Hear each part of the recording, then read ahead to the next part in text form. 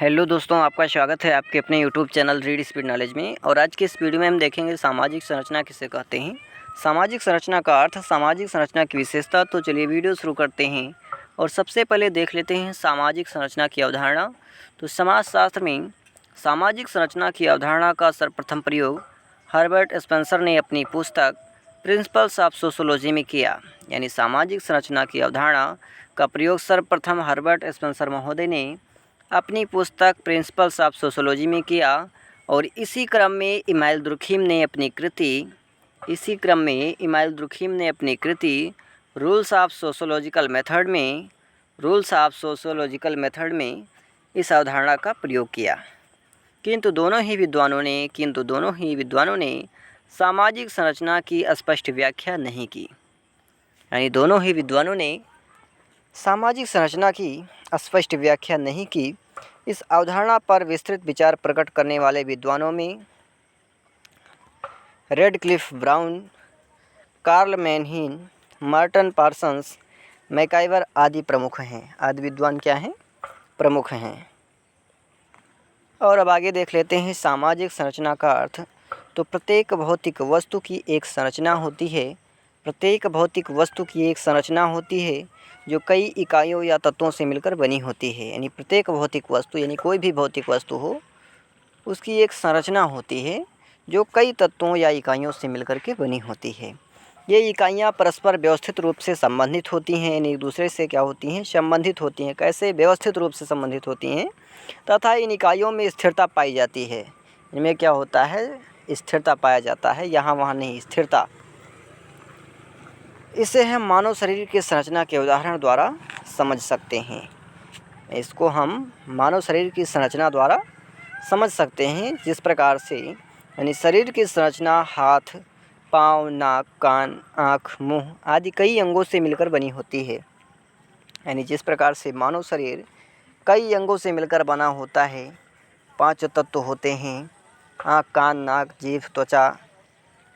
5 ज्ञानेंद्रियाँ होती हैं, 5 कर्मेंद्रियाँ होती हैं। यानी कई तत्वों से, कई अंगों से मिलकर के बना होता है। और ये सभी अंग कैसे होते हैं? अपने अपने स्थान पर स्थिर रहते हैं। ये सभी जो अंग होते हैं अपने अपने स्थान पर स्थिर रहते हैं और परस्पर एक दूसरे से व्यवस्थित रूप से जुड़े होते हैं। ऐसा नहीं है कि हाथ के जगह पर पैर हो और पैर के जगह पर हाथ हो।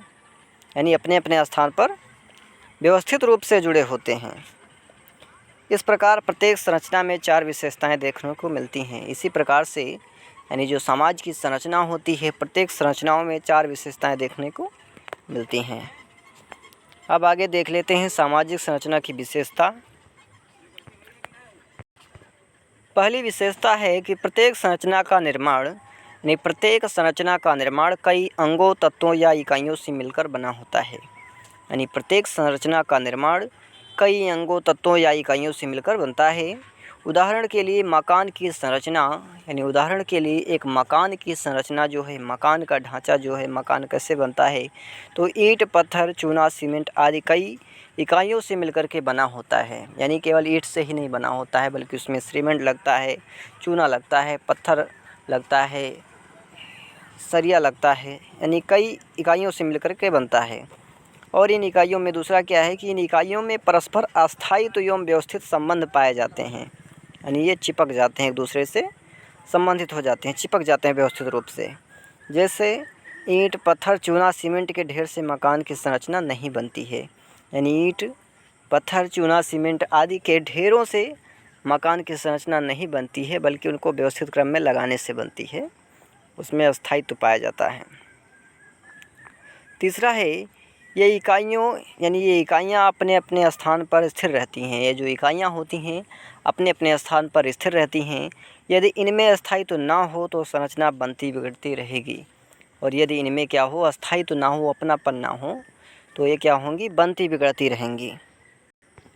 चौथी विशेषता है कि संरचना का संबंध वस्तु की बाहरी आकृति या स्वरूप से होता है। यानी जो वस्तु का, यानी संरचना का जो संबंध होता है वस्तु की बाहरी आकृति या स्वरूप से होता है, ना कि उसकी आंतरिक रचना से। यानी इसका जो है बाहरी आवरण से मतलब होता है, आंतरिक से मतलब नहीं होता है।